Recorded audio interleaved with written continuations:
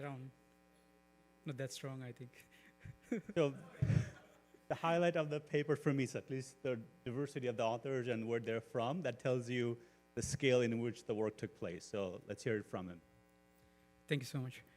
So, hello everyone. I'm Lakmal. I'm a fifth-year PhD student at EPFL in Switzerland. I'm also a research assistant at IDEAP Research Institute in Switzerland.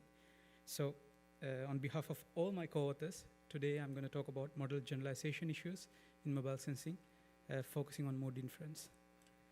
So, mode inference with smartphone sensor data has been studied for a long time in UbiComp and even mental health literature. And prior work has shown that phone usage features and sensor features could infer mood with decent performance.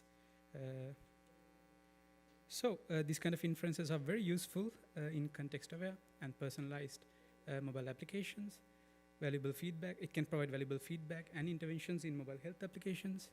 And also, if we can accurately and longitudinally track mood, it's very useful to extract clinically relevant mood trajectories, which could be informative about depression, anxiety, and a lot of other conditions. In this context, if we focus on the prior work, while the focus has been on improving the accuracies of models using different sensors and machine learning techniques, most prior studies have focused on building models for very homogeneous populations within a single country and with small datasets. So to make things even complicated and worse, UbiComp is weird. What do I mean by weird? Basically, most previous studies in homogeneous populations have in fact focused on weird populations, that is Western, educated, industrialized, rich, and democratic populations. So because of these, the datasets that capture behavior of people in the global South are kind of lacking in UbiComp. As a consequence of all these things, even though examining issues like generalization or external validity of models in cross-country and cross-cultural settings is very important and have been studied in a lot of other domains like computer vision and natural language processing extensively, as the UbiComp community, we are kind of still scratching the surface in this regard. So we don't have a clear idea on how multimodal sensor-based behavioral models work across different countries and cultures. So to solve this issue, we collected a unique, large-scale, and a multi-country dataset. To do this, we developed and deployed a mobile application called iLog that allows users to provide in-situ self-reports. And at the same time, this app also captured passive sensor data from users throughout the whole period using 10 different types of sensors. And the data collection was done in 8 countries. You can see the list of countries here. It spans Asia, Europe, and Latin America as well. And in addition to that, we collected data from around 678 college students, and they contributed to good quality data and complete data like throughout the whole 4 weeks. At the end, we had around 329K self-reports over these 4 weeks, and these self-reports capture the everyday life behavior, activities, mood, social context, and even eating and drinking behaviors. So, and the good news, the dataset will be available to the public as well. So in terms of the overview of the study, it's summarized here. Let me go through each one section at a time. So we have 10 sensing modalities in green color, including activity levels and types, step counts, location, app usage, and screen usage related features. And with a time window based approach, we extracted around 100 features to train our models. Then we have 2 different types of models. These are called model types. They are population level and hybrid models. Population level is non-personalized, so the evaluation is done in a leave and out setting. The users seen in testing are unseen during training in very simple terms. In the hybrid setup, we either use a pre-trained population level model and fine-tune it, or retrain the model for the target user depending on the type of model that we use. This way we trained different types of models, including multi-layer perceptron neural networks and random forest classifiers. Then we also had another interesting set of approaches. So first one is country-specific approach. So this is where models are trained and tested within countries. So this is kind of similar to how researchers evaluate their models in usual UbiComp studies, because data collections are usually done within a single country. So this is an approach that is commonly seen in research. Next, we can move to country-agnostic setup or the approach. This is where models are trained in one or more countries and tested in an unseen country. So this kind of allows us to examine the generalization performance of models or the external validity of models. And this is a setup that is rarely examined in previous work because these kind of data sets are not available in a way. And finally, we also have multi-country approach. So this is like a generic approach where we train like a one-size-fits-all model using all the countries without even considering country information. And then the targets, in terms of targets, we have 2 inferences about mood in the paper. So these mood labels were captured based on the circumplex mood model. All right, so let's take a look at the key findings.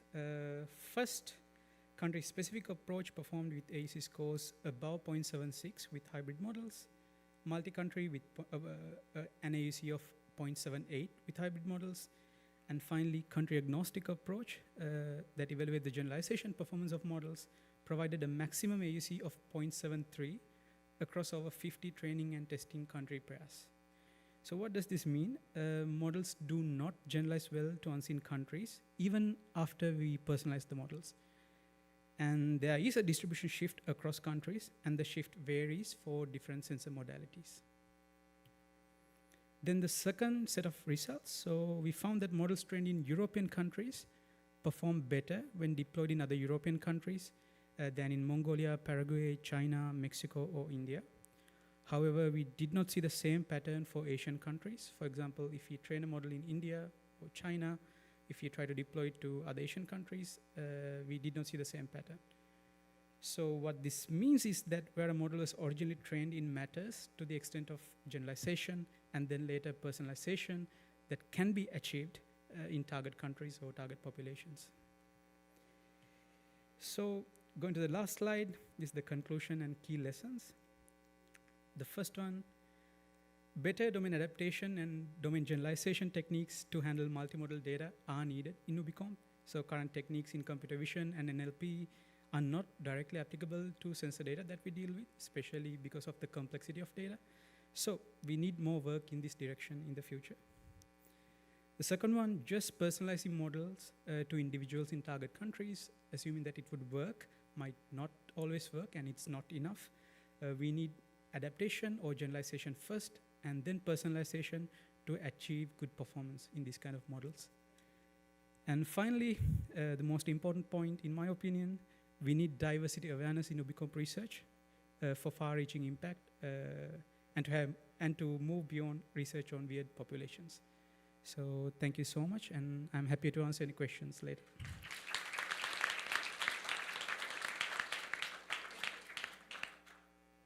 Thank you. Finished 30 seconds early. Can I have the next speaker started?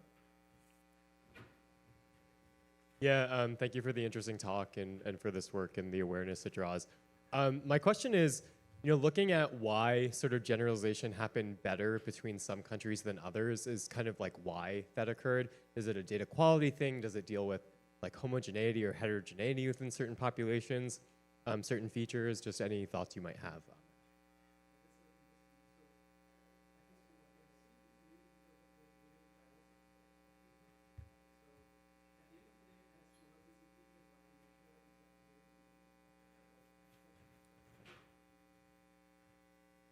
Sorry about that. So at the end of the day, I think what we're measuring is the behavioral diversity of people. So mobile sensing features are basically behaviors of people, of app usage, activities, step counts, and all that. So in different countries, people have different behaviors. And ignoring this diversity would be catastrophic, as we would create like very biased models that would not work. That is kind of happening these days, I guess. So kind of following up, like how would you kind of deal with it in, as you mentioned, that some of it could be clinically useful, right? So if you look at clinical assessment, like the PHQ-9 or other things that are used, that have been shown to be reliable across population and across countries. So kind of following up the why, like there are consistency across behaviorally that those assessments are tapping into. So do you have thoughts on kind of, and a lot of times in the UbiComp state, one of the way is like levels of abstraction, right? Are you looking at the low-level sensor data versus those behavioral concepts that are associated with the the kind of depression or anxiety. So how do you see kind of some of the aspects of clinical assessment being reliable across population and the discrepancy here, and how the community can make those things align better? So that's a very interesting question. So thank you so much. So in my opinion, there are like two aspects to this, I think. So first of all, from a machine learning perspective, if you talk about distribution shift, so clinical validity of this kind of questionnaires kind of solves the issue of label distribution, label shift. But at the same time, even after that, like if we consider mobile sensor data, correlated shift would be there. So in a way, even though we would not have label shift, still the correlated shift would be there, leading to these kind of issues of generalization. That is like one aspect. And on the other hand, I think like as UbiComp researchers, we are kind of dealing in the space of analytical validation of models, and we are not really dealing with clinical validation of models in a way. So we are still in the early phase in this kind of research. So obviously we alone cannot do it. So we need a lot of collaborations with other researchers, especially clinical researchers, to go forward, I guess. Thanks for the questions. We allowed more time because you finished early. All right, we had 2 papers on mood, but the third one is on affect. So, Iranzao, take it away.